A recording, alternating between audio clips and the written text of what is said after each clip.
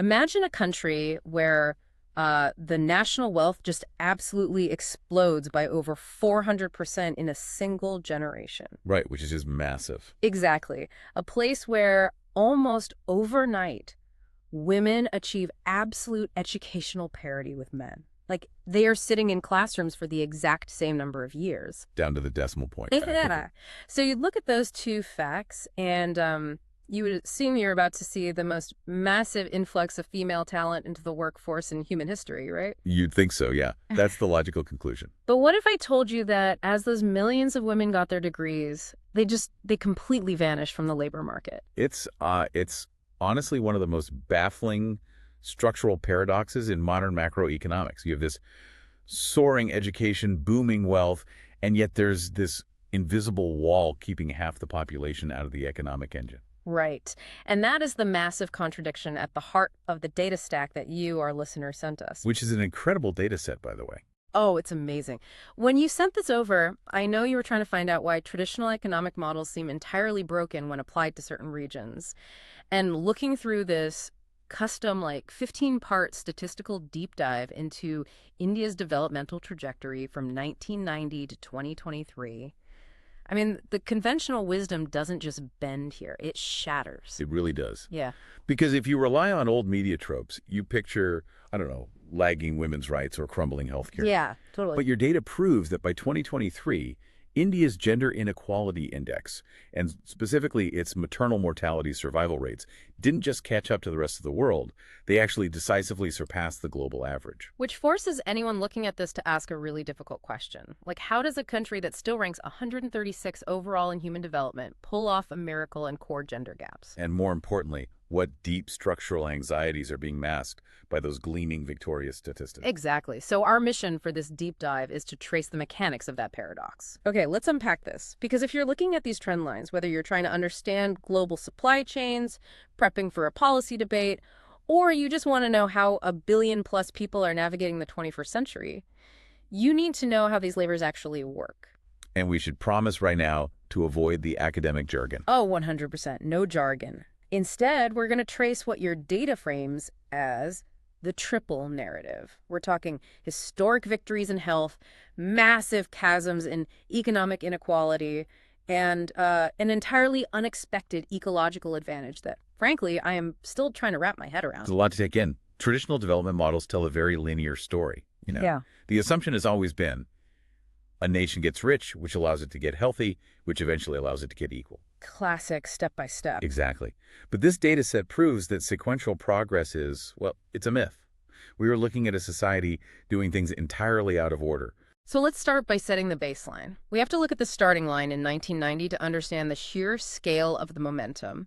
Your data anchors everything in the Human Development Index, or the HDI. Right, the HDI. For anyone who needs a quick refresher, HDI isn't just about money. It's a composite score from 0 to 1 that grades how well a country is doing across 3 pillars, which are health, education, and wealth. Very standard metric. Right. So in 1990, the global average HDI was sitting at 0.608.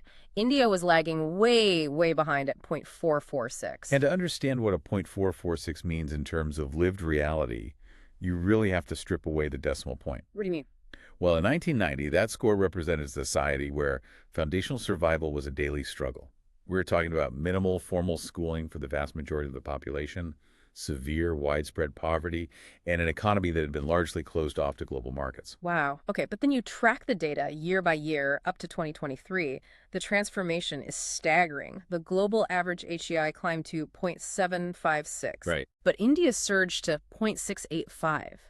If you plot that on a chart, with the global average as a steady gray line and India as a blue line starting way down at the bottom, that blue line is rising at a dramatically steeper angle. Yeah, it's what data scientists refer to as a scissors gap. The scissors gap. Yeah, if you look at the space between those two lines from 1990 to 2023, it looks like a pair of open scissors slowly closing. The absolute gap between this one nation and the rest of the world is shrinking year over year. That is such a great visual. But to understand the mechanics of how those scissors are closing, we have to isolate those 3 pillars of the HDI. Right, let's pull apart the engines driving that blue line upward. Engine 1 is health, measured by life expectancy at birth. In 1990, an infant born in India had a life expectancy of just 58.6 years. Which is incredibly low. It is. But by 2023, that number jumps to 72 years. Just think about the logistical infrastructure required to add nearly 14 years of life to a population of over 1 billion people. Yeah, that's what I don't get. That does not happen by accident. Right, I need to understand the mechanics of that. Because you don't just hand out vitamins to 1 billion people. How do you actually execute a 14-year leap in lifespan across a subcontinent? You do it through really aggressive, unglamorous public health campaigns. It means establishing cold chains. Like refrigerated trucks. Exactly. Refrigerated supply networks to get polio and measles vaccines into remote villages where there is no reliable electricity. Wow. It means massive sanitation drives to separate drinking water from human waste, fundamentally dropping the infant mortality rate from waterborne diseases like cholera and dysentery. When you stop infants from dying in their first year, the statistical life expectancy of the entire nation rockets upward. Okay, so they secure the baseline of biological survival. That makes sense. That leads us to engine 2, education, specifically the expected years of schooling. This is a big one. Yeah. In 1990, a child entering the system was expected to get about 8.2 years of schooling. Basically, they're dropping out before high school, likely to go work. By 2023, that explodes to 12.95 years, nearly 13 years. Which marks a profound cognitive shift for the country. Hmm. You are moving a massive demographic from basic rudimentary literacy. Like just knowing how to read a street sign. Exactly, just reading a sign or signing a document. Moving them from that to completing a full secondary education and pushing into university that completely rewrites the skill profile of the incoming workforce. And then we hit engine 3, which is wealth. And this is where the data starts to feel a bit volatile to me. Oh, absolutely. We're looking at the gross national income per capita adjusted for purchasing power, so it's a fair comparison across countries. In 1990, it was a mere $2,167. By 2023, it rocketed to $9,046. It's incredible. That is a growth of over 400%. It is a phenomenal economic expansion. It was driven largely by the liberalization of their economy in the early 90s, opening up to foreign investment and the massive boom in their IT and services sectors. But here's where I struggle with the narrative of total victory. If HDI is a three-legged stool: health, education, and income, and the income leg just grew by 400%, that's not a balanced stool anymore. Not at all. It's like putting a jet engine on a wooden wagon. The sheer velocity of that wealth creation has to be ripping the social fabric apart, right? Does an expanding economy actually fix deep societal gaps, or does it just, exacerbate them? That is the exact friction point the data reveals next. You are touching on the core illusion of gross national averages. The illusion. Yeah. A surging GDP tells us that wealth is being created, but it tells us absolutely nothing about who gets to hold that wealth or who is being left behind in the factories and the fields. Right. To see where the jet engine is pulling the wagon apart, we have to move away from the money and look at the gender metrics. Which brings us to a massive revelation in the data. Let's look at the Gender Inequality Index, the GII. Now, to be clear, for anyone tracking this, unlike the HDI where a higher score is better, the GII works backward. Right. You want a low score. You want zero inequality. A score of 1.0 would mean absolute disparity. In 1990, India's GII was a painfully high 0.697. Which at the time reflected deep, systemic, and culturally ingrained disparities. It meant women were suffering massive disadvantages in reproductive health, empowerment, and labor market participation. But watch the trajectory. By 2023, India's GII plummets to 0.403. A huge drop. Meanwhile, the global average is sitting at 0.455. So right around the year 2020, if you're looking at the graph you sent us, the lines cross, India historically beat the global average for gender inequality. It's a golden crossover. It really is. But how? I look at a society with such deep historical patriarchal structures, and I have to ask, what specific lever did they pull to force that number down so dramatically? Well, if you dismantle the Gender Inequality Index into its core components, one specific hero emerges from the data, and it is maternal health. The numbers you highlighted here are sobering. Let's trace this backward. In 1990, India's maternal mortality ratio, the MMR, was 498 deaths per 100,000 live births. Just tragic. The global average back then was 365. That means giving birth in India was significantly more dangerous than the global norm. Nearly 500 women dying for every 100,000 babies born. It was a crisis of infrastructure and access. The vast majority of those deaths were entirely preventable. They were caused by postpartum hemorrhage, infections, or complications that a basic clinic could resolve in an hour. But they just couldn't get to one. Right. Those clinics either didn't exist or women couldn't reach them in time. But fast forward to 2023, the global average drops to 216 deaths. Progress, clearly. But India's MMR plummets to 102.6. It's astounding. That is less than half the global average. That is a 52% drop below the global baseline. How do you pull that off? You don't pull that off by passing a resolution in Parliament, I'll tell you that. You have to physically change the architecture of birth. What does that look like? India achieved this by creating an army of frontline healthcare workers, known as ASHO's accredited social health activists. They trained hundreds of thousands of local women to act as bridges between rural communities and the public health system. So it's about localized trust, not just dropping a shiny new hospital in a city center. Exactly. You pair that local trust with direct financial incentives. The government literally paid families to have their babies in hospitals rather than at home. Wait, really? They just paid them? Nice. Direct cash transfers. And they paved rural roads so ambulances could actually navigate to remote villages during monsoon season. They shifted the cultural default from dangerous home births to institutional deliveries. That drop to 102.6 is arguably one of the greatest public health triumphs of the 21st century. It's saving lives at a staggering industrial scale, and it completely alters the demographic reality of the country.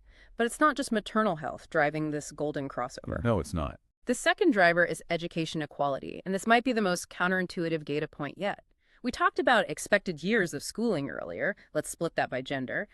In 1990, Indian women could expect 6.69 years of school. Indian men expected 9.61 years. That is a near 3-year gap at the most foundational level of development.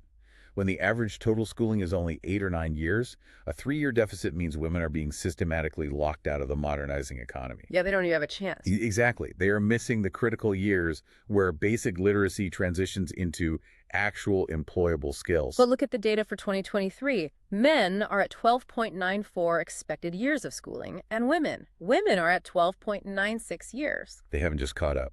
Women have actually slightly overtaken men. They completely erased a massive systemic educational gender gap in exactly one generation. It's a zero-gap reality now. It's a huge win. So, if you're listening, you're probably drawing the exact same logical conclusion I did when I first read this slide. Women are surviving childbirth at historic world-beating rates. They are sitting in classrooms for 13 years, armed with secondary and tertiary degrees, out-educating the men. Right. Therefore, they must be taking the workforce by storm. The 400% economic boom must be fueled by this massive influx of healthy, highly educated female talent. And that is exactly where the classical economic models completely fall apart. Seriously. The assumption is that education automatically correlates with employment. You get a degree, you get a job. But the data reveals a deeply entrenched structural trap. Okay, let's talk about the female labor force participation rate, the LFPR. I was legitimately confused looking at this chart. You expect to see a rising line mirroring the education boom. Instead, you see a U-shaped curve that dives into a trench. It is the employment loss during education boom paradox. Despite the monumental victories in health and schooling, the actual participation of women in the economy tells a really grim story. In 1990, the female labor force participation rate was 33.7%. Not ideal, but a third of women were working. But then, as education increased rapidly through the 90s and 2000s, female employment didn't go up. It fell. It plummeted. It steadily collapsed, hitting a rock-bottom low of 20.75% in 2018. It essentially halved. It has only recently crawled back to 35.08% in 2023. To place that in a global context, the global average for female labor force participation is 48.4%. And Indian men, they are currently sitting at a staggering 76.4%. Wait, stop right there. I need to understand the socioeconomic mechanics of this. Why did millions of increasingly educated women effectively vanish from the workforce for a decade, precisely when the national wealth was exploding by 400%? It doesn't make sense on paper, does it? Are you telling me they spent 13 years in school just to sit at home? Well, the mechanisms behind this are fascinating and complex. First, we have to look at what kinds of jobs that 33.7% of women were doing back in 1990. They were largely rural agricultural jobs. Women working in the fields out of sheer economic necessity. They were surviving, not building careers. Okay, so agricultural labor. Brutal work. Exactly. Now, inject that 400% economic growth. As the economy grew, household incomes rose. And in many deeply traditional societies, the very first thing a rising middle-class family does with new wealth is pull their wives and daughters out of manual labor. Oh, wow. It is known as the income effect. It's heavily tied to social status. In certain cultural contexts, a non-working wife is a symbol of financial success. It broadcasts to the community. We are wealthy enough that our women do not have to work. Wow. So the drop in employment was initially driven by families escaping poverty. That makes sense for the rural sector. But what about the urban jobs? These women have 13 years of education now. Why aren't they moving into offices or manufacturing? Because the jet engine of economic growth didn't create the right kind of jobs for them. The Indian economic boom generated millions of jobs in construction, heavy manufacturing, and infrastructure. Right. These are sectors that are notoriously difficult for women to enter due to severe safety concerns, lack of basic facilities like secure restrooms on sites, and deeply ingrained societal norms about physical labor. So the economy is building factories and highways, but it's fundamentally a male-dominated job market. What about the high-skilled tech jobs? I mean, Bengaluru, Hyderabad, there's a massive tech boom. The IT and services sector did boom, yeah, but not fast enough to absorb the millions of female graduates pouring out of the universities. Yeah. And here's where we hit the invisible cultural barrier. Which is? Add the lack of safe urban transport for women commuting long distances to the heavy cultural expectation that a woman's primary role, regardless of whether she has a master's degree, is domestic caregiving and marriage. So the degree doesn't translate to a resume. Tragically, in many cases, those hard-earned degrees become assets in the marriage market rather than the labor market. The marriage market. Yes, a highly educated bride is sought after to help educate the children and manage a modern household, but not necessarily to earn an independent income. The society invested massive capital into cognitive development, but the economic architecture physically and culturally prevented that capital from being deployed. A degree as a marriage asset, not a career asset. That is a heavy, heavy realization. It really shifts how you view those education numbers. It does. And it exposes the flaw of relying solely on national averages. The glossy average says, hey, look, everyone has 13 years of school, equality achieved. But the lived reality is entirely different. The averages are masking deep structural fractures. They are. Which pivots us directly to the next crucial metric in the data deck, the heavy toll of inequality. Because averages are mathematically comforting, but they often lie. Let's look at the inequality-adjusted HDI, or the IHDI. Think back to that jet engine on the wooden wagon analogy. If the standard HDI is a country's gross revenue, the big, impressive top-line number that politicians love to quote, then the inequality-adjusted HDI is the net profit. I like that framing. It's what is actually left over after the inequality tax is collected. And that tax represents the actual human potential lost, because achievements in health, wealth, and education are not distributed evenly across the population. And the data shock here is just brutal. In 2023, India's standard HDI is 0.685. A solid, respectable score showing tremendous historical progress. But when you apply the inequality adjustment, when you calculate the IHDI, it crashes down to 0.475. That is sheer cliff face. It's a massive 30.6% development penalty. Nearly a third of all human development in the country is completely swallowed by inequality. To put that in perspective, your data shows the global average loss to inequality is 21.9%. So India is paying a much, much steeper tax than the rest of the world. So we have to act like diagnosticians here. We have to ask exactly where this inequality lives. If we dismantle the IHDI into its subdimensions, we can locate the exact fractures in the society. Where is the boat leaking the most? Exactly. Let's look at the three pillars again. First, inequality and life expectancy. It is relatively contained at 15.4%. Which tracks perfectly with the maternal mortality data we just discussed. They built the rural clinics, they deployed the health workers. Basic biological survival, like not dying in childbirth, surviving infancy, has been somewhat democratized. The health baseline was lifted for mostly everyone, regardless of class. Correct. The state successfully intervened at the level of basic life and death. But look at the other two dimensions. Inequality in income is a staggering 37.36%. Oh my God. And inequality in education is right there with it at 36.87%. Over a third of the wealth and a third of the education quality is being hoarded. I want to dig into that education number. We just established that the quantity of education, the expected years, is equal between genders and rising overall. So how can the inequality be at nearly 37%? Because the metric shifts from quantity to quality. What we're seeing is a double bottleneck. A double bottleneck. Yeah. Yes, everyone is spending more years in a classroom. But the quality of those classrooms is violently polarized. You have a small urban elite attending world-class English medium private schools who then feed directly into the high-paying global tech and corporate jobs. Capturing that 400% wealth surge. Exactly. Meanwhile, the vast majority of the population attends severely under-resourced public schools.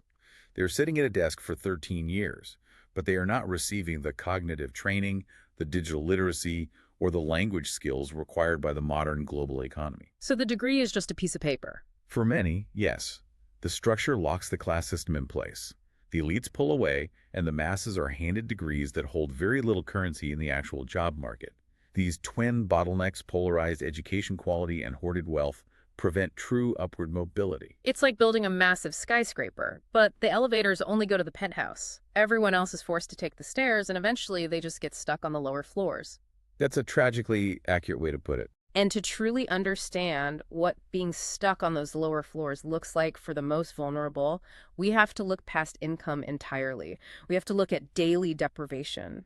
Because income inequality tells us about the gap between the rich and the poor, but it does absolutely nothing to describe the texture and the friction of poverty itself. Which brings us to the Multidimensional Poverty Index, or MPI. I am so glad this metric was included in the data you sent. Let's explain MPI to you, our listener, because it fundamentally changes how you view economics. It really does. MPI argues that poverty isn't just about an empty wallet. You can technically earn just enough money to cross the poverty line, but still be deeply impoverished. MPI measures acute deprivations in living standards. Empty plates, dark homes, dirt floors. And based on the 2019 to 2021 survey data provided, 16.4% of India's population still lives in multidimensional poverty. 16.4%. Given the population size, we're talking about roughly 230 million human beings. It's a staggering number of people. Now let's deconstruct what that deprivation actually feels like on a Tuesday morning for those families. If we break down the largest contributors to that poverty score, imagine a donut chart, we see that housing makes up 11.0% of the deprivation. This means living under inadequate roofs, on dirt floors, exposed to the elements. Okay. Lack of cooking fuel makes up another 11.2%. Wait, stop on the cooking fuel for a second, because I think a lot of people in the West don't understand how devastating that is. What does a lack of cooking fuel actually mean? It means a family does not have access to clean gas or electricity to cook their meals. Instead, they are forced to rely on burning biomass cow dung, scavenged wood, or raw charcoal inside their homes. Oh, wow. Inside. Yes. And the resulting indoor air pollution is catastrophic. It leads to severe chronic respiratory issues, particularly for the women and children who spend the most time near the hearth.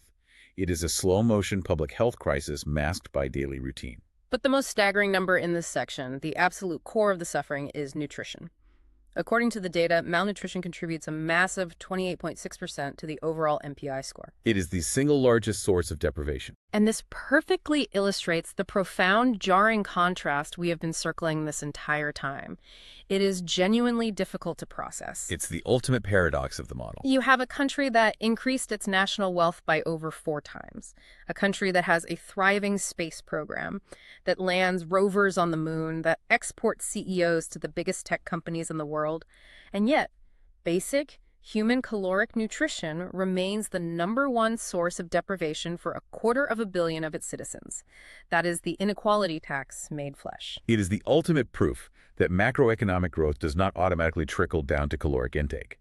The wealth is there, but the delivery systems, the social safety nets, the agricultural distribution networks, those are riddled with structural friction. Wealth just gets stuck at the top. Producing food is not the problem. Distributing the economic power to purchase that food is where the system fails. I just have to pause and absorb that. It's a remarkably heavy structural reality. So let's reset the board of this triple narrative. We have a rapidly growing economy. We have historic, life-saving wins in basic health and schooling.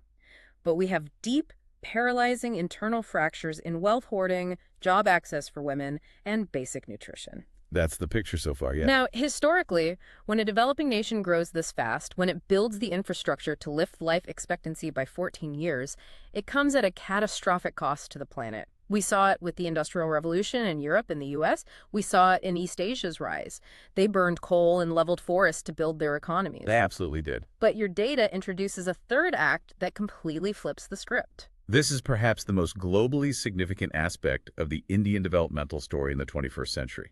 It is an entirely unexpected green advantage. Let's look at the newest index from your sources. The PHDI, or the Planetary Pressures Adjusted HDI. Just like the inequality tax penalizes a country for hoarding wealth, the PHDI penalizes a country for destroying the Earth. It's a great metric. It explicitly adjusts a nation's development score based on its carbon emissions and its material footprint. And here we find an anti-paradox. Globally, the world loses about 10% of its HDI value when planetary pressures are factored in. The global score drops from 0.756 down to 0.680. A 10% penalty. Right. Wealthy, highly developed nations, the ones sitting comfortably at the top of the standard HDI leaderboard, get absolutely hammered by this metric. Their high living standards are built on a foundation of massive, unsustainable ecological extraction and carbon emission. But India only loses a microscopic 4.2% of its development score when you apply the planetary penalty. It is barely a scratch compared to the global average. Let's look at the specific footprints. The global carbon footprint average is 4.53 tons per capita. India is sitting at just 2.14 tons. Less than half. And for the global material footprint, which measures the raw materials extracted to support an economy, the global average is 12.71 tons per capita. India is at 5.21 tons. Again, well under half the global rate. And here is the ultimate aha moment of this entire data set.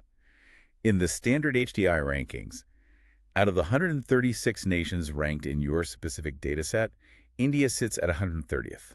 It's near the bottom. Yeah, 130 out of 136. But when you switch the lens to the green calibration, when you rank countries by the PHDI, India leaps up 14 spots. 14 spots. It is a massive reordering of the global hierarchy. When you finally force the global north to account for its ecological debt, India's comparative position strengthens significantly. Okay, but I have to play devil's advocate here, because we just spent 10 minutes talking about the brutal reality of the multidimensional poverty index. Is this low-carbon redemptive arc actually intentional policy? Or is it just a tragic byproduct of the poverty we just discussed? That's the million-dollar question. If you truly call it a green model, if the low emissions are just a result of 16.4% of the population not even having access to clean cooking fuel, if you don't have a car, you don't emit carbon, if you don't have air conditioning, your footprint is low, are we just greenwashing poverty? That is the exact tension you have to navigate with this data. You cannot ignore that reality. It is heavily a low-energy model driven by current developmental status. Millions of people living without heavy industrial consumption naturally keeps the national carbon average low. Right. However, dismissing it purely as poverty misses a profound, historically unprecedented opportunity. How so? What is the opportunity if it's currently just a lack of consumption? Think about what they have already achieved. They wiped out the basic education gender gap. They slashed maternal mortality by 50% below the global average. They added 14 years to the life expectancy of 1 billion people. Yeah, the baseline stuff. Historically, Western nations required massive, catastrophic carbon emissions to achieve those exact same baseline survival metrics. They had to build coal-fired grids to power the hospitals. India achieved the democratization of biological survival without triggering a climate apocalypse. They decoupled human survival from high carbon emissions. I see. They built the foundation without burning down the forest. Exactly. The challenge now isn't celebrating their low consumption. The challenge and the opportunity is ensuring that as that 16.4% climbs out of poverty, as they get air conditioning and personal transport, they're integrated into a green grid, solar, wind, nuclear, rather than a legacy fossil fuel grid. They have a brief window to leapfrog the dirty developmental phase entirely. They can build the rest of the skyscraper sustainably. That's the hope. It's a precarious window, but it's there. That reframes it completely. It's not a victory lap yet, it's a launch pad. Which brings us to the synthesis of this incredible data deck you've provided. Let's pull all these complex, contradictory threads together into a cohesive picture of the India model. If you were trying to summarize this 33-year marathon, you have to hold 3 conflicting truths in your mind simultaneously. For you listening, whether you're taking notes for that presentation or just trying to wrap your head around global economics, let's boil this massive 15-page data deck down into 3 memorable pillars. The triple narrative. Pillar 1. Pillar 1. Massive infrastructure and health victories. This is the undeniable success story. India completely wiped out the basic schooling gender gap, and through sheer logistical willpower, achieved maternal survival rates better than the global average. They secured the baseline of human life. Pillar 2. Deep structural shackles. This is the friction point. It is the soaring 30% penalty cost of wealth and education inequality. It is the 250 million people stuck in multidimensional poverty fighting malnutrition. And the missing women. And crucially, yes, it is the cultural and structural trap keeping highly educated women completely sidelined from the labor force. The economy grew, but it left the society fractured. And pillar 3, the low-carbon dividend. Despite the massive population and the 400% economic boom, they are catching up to the world with a remarkably low environmental footprint. They are offering a blueprint for what ecological catch-up growth might look like if they can leapfrog fossil fuels. When you lay those 3 pillars side by side, it becomes abundantly clear that the India model defies simple binaries of success or failure. It's not just good or bad. It is a highly complex, paradoxical blueprint of 21st century development. It proves that progress is entirely nonlinear. They achieved health and educational gender parity while remaining relatively poor per capita. But as they get richer, that wealth is fracturing unevenly, and their women are structurally excluded from the workforce. It's a bumpy, unpredictable ride. And as we wrap up this deep dive, I want to say a profound thank you to our listener for sharing this incredibly eye-opening data stack. It forces us to look past those glossy top-line GDP numbers and see the grinding friction underneath. It's an invaluable perspective. And I want to leave you with a final thought based on the ultimate policy implications of everything we just unpacked. The data conclusively proves one devastating reality. Giving a girl a desk in a classroom and ensuring she survives childbirth does not automatically grant her a desk in an office, nor does it wipe out the deeply entrenched wealth gap of her parents. And that leads to the ultimate question you have to mull over as you take this analysis out into the real world. India's next great developmental puzzle is no longer about mere survival. The baseline has been lifted. So what is the new puzzle? The new puzzle is entirely about economic inclusion. How does a nation actively dismantle the invisible, deeply cultural architecture that keeps millions of its highly educated women out of the workforce, while simultaneously figuring out how to redistribute a 400% surge in national wealth? It's a monumental task. The blueprint for survival equality is largely written and executed. The blueprint for true economic inclusion is what India must draft next. So the next time you look at a nation's economy, remember that you can't just look for a clean, simple narrative.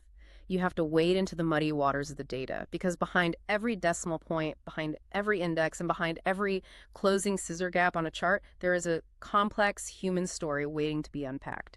Keep analyzing those numbers.